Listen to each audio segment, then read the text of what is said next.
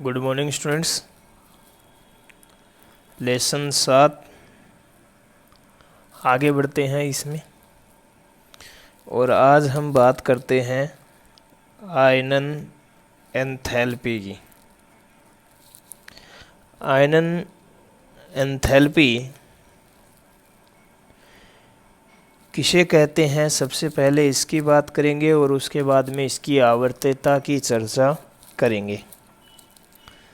तो इसकी परिभाषा है, गैसीय अवस्था में किसी तत्व के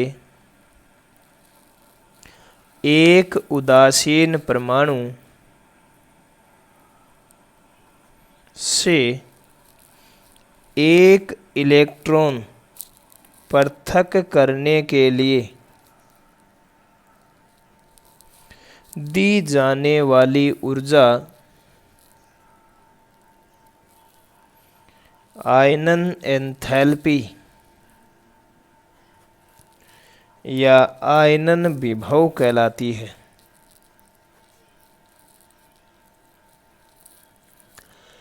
अर्थात एक उदासीन परमाणु है और इसमें एक इलेक्ट्रॉन है। इस इलेक्ट्रॉन को परमाणु से बाहर निकालने के लिए जो ऊर्जा दी जाएगी उसे हम क्या कहेंगे, आयनन एंथैल्पी कहेंगे। गैसीय अवस्था में किसी परमाणु से एक इलेक्ट्रॉन को बाहर निकालने के लिए या पृथक करने के लिए जो ऊर्जा दी जाती है उसे हम आयनन एंथैल्पी कहते हैं। यह किलो कैलोरी प्रति मोल या किलो जूल प्रति मोल, इलेक्ट्रॉन वोल्ट प्रति मोल में मापी जाती है। चूंकि इस प्रक्रिया में ऊर्जा दी जाती है, अतः इसका मान हमेशा कैसा होगा, धनात्मक होगा।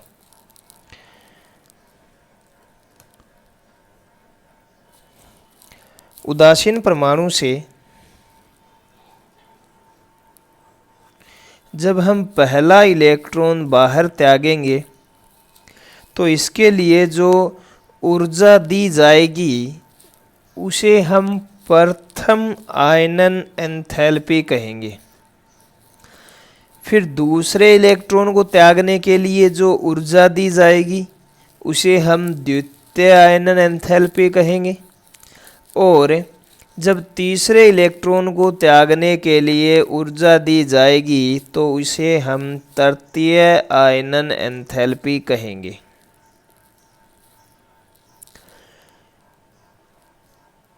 एक ही तत्व के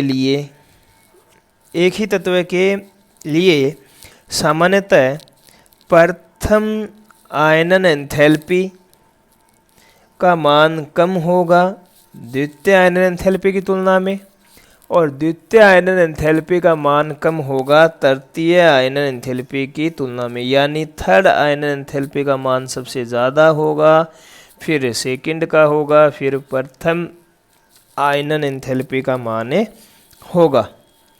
क्योंकि प्रथम इलेक्ट्रॉन को निकालने के लिए ज़्यादा ऊर्जा की कम ऊर्जा की आवश्यकता होगी, दूसरा थोड़ा नाभिक के नज़दीक होगा इसलिए इसे निकालने के लिए थोड़ी ज़्यादा ऊर्जा देनी पड़ेगी, और तीसरा जो इलेक्ट्रॉन होगा वो नाभिक के और करीब होगा इसलिए उसे निकालने के लिए ज़्यादा ऊर्जा की आवश्यकता होगी। इसलिए तृतीय आयनन एंथैल्पी हमेशा ज़्यादा होती है सेकंड और प्रथम की तुलना में। आगे हम बात करते हैं एक आवर्तता की बात करते हैं आयनन एंथैल्पी के। तो एक आवर्त में बाएं से दाएं जाने पर एक आवर्त में बात कर रहे हैं, ये वर्ग है, ये आवर्त है। इस प्रकार बाएं से दाएं जा रहे हैं आवर्त में। तो परमाणु का आकार क्या होता है? छोटा होता है। परमाणु आकार क्या होता है? कम होता है। और प्रभावी नाभिकीय आवेश का मान क्या होता है? अधिक होता है। अतः परमाणु से इलेक्ट्रॉन को पृथक करना कठिन होता है। अतः आयनन एंथैल्पी का मान क्या होता जाएगा? बढ़ता जाएगा। जबकि एक वर्ग में ऊपर से नीचे आएंगे तो कोषों की संख्या बढ़ेगी, और कोषों की संख्या बढ़ेगी तो परमाणु आकार अधिक होगा, और परमाणु आकार अधिक होगा तो प्रभावी नाभिकीय आवेश का मान क्या होगा? कम होगा। प्रभावी नाभिकीय आवेश का मान कम होगा, जिससे बाह्यतम इलेक्ट्रॉन जो है वो परमाणु से थोड़ा दूर होगा, जिससे आकर्षण बल थोड़ा कम रहेगा, यानी प्रभावी नाभिकीय आवेश कम रहेगा और इलेक्ट्रॉन जो है ढीला संयोजित होगा। इसलिए इलेक्ट्रॉन को निकालने के लिए इलेक्ट्रॉन आसानी से सरलता से निकल जाएगा, तो इसके लिए ऊर्जा जो है वो कम देनी पड़ेगी। इसलिए एक वर्ग में ऊपर से नीचे जाने पर आयनन एंथैल्पी का मान क्या होता जाएगा? कम होता जाएगा। आगे हम बात करते हैं नेक्स्ट, ये हमने आयनन एंथैल्पी की बात की। नेक्स्ट हम बात करते हैं इलेक्ट्रॉन लब्धि एंथैल्पी की। इलेक्ट्रॉन लब्धि एंथैल्पी किसी परमाणु में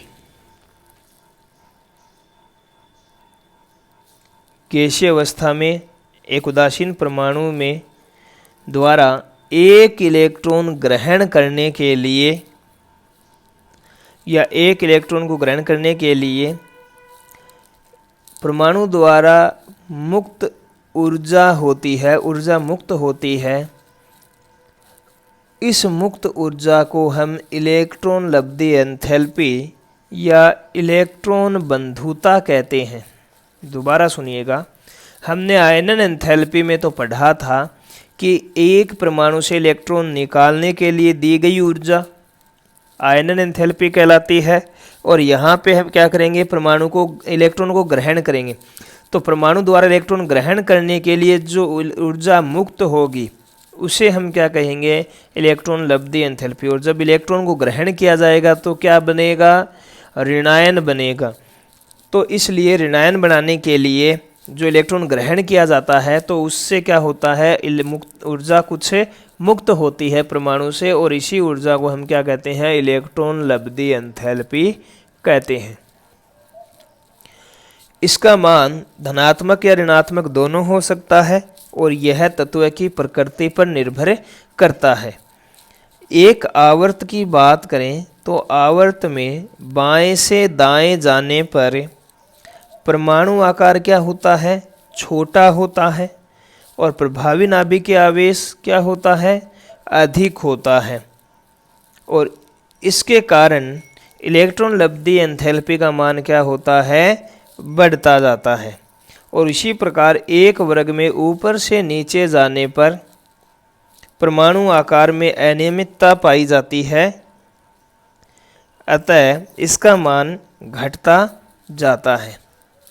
यानी कि आयनन एंथैल्पी और इलेक्ट्रॉन लब्धि एंथैल्पी जो है दोनों का मान आवर्त में बढ़ेगा और वर्ग में घटेगा।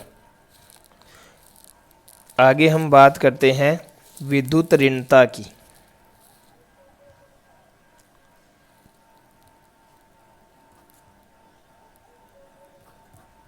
विद्युत ऋणता क्या होती है?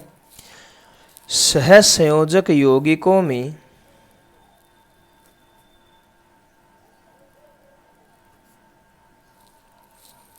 दो असमान परमाणुओं के मध्य बने हुए रासायनिक बंध के इलेक्ट्रॉन को परमाणु द्वारा अपनी ओर आकर्षित करने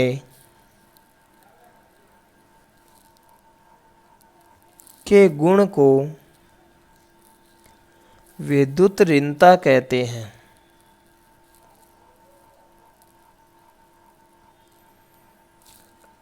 देखिएगा CO2 है ये। यहाँ पे जो द्विबंध है इसमें जो इलेक्ट्रॉन उपस्थित है, इन इलेक्ट्रॉनों को ऑक्सीजन द्वारा अपनी ओर खींचा जाता है और कार्बन के परमाणुओं द्वारा अपनी ओर खींचा जाता है। जो ये आकर्षण का जो गुण है इसे ही हम क्या कहते हैं, विद्युत ऋणता कहते हैं। अब हम बात करें कि आवर्त में बाएं से दाएं जाने पर परमाणु आकार छोटा होता है। हमें पता है परमाणु आकार क्या होता है, छोटा होता है, पहले भी हमने बात की। तो छोटा होने के कारण जो विद्युत ऋणता है ये क्या होती जाती है, बढ़ती जाती है। और एक वर्ग में ऊपर से नीचे जाने पर परमाणु आकार क्या होता जाता है, बढ़ता जाता है, बड़ा होता जाता है। तो विद्युत ऋणता क्या होती रहेगी, घटती जाएगी, यानी कम होती जाएगी। सर्वाधिक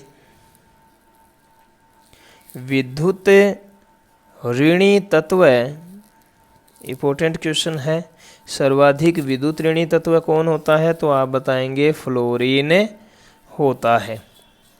तो ये